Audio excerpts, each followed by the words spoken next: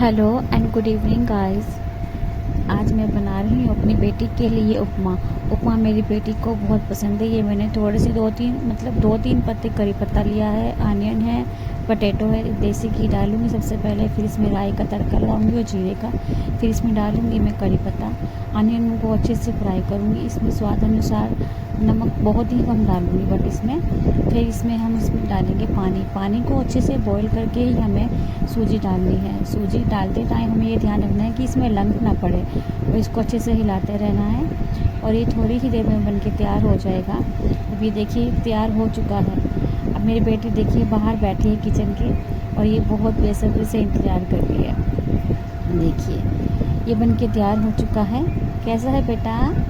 अच्छा है, यम्मी है।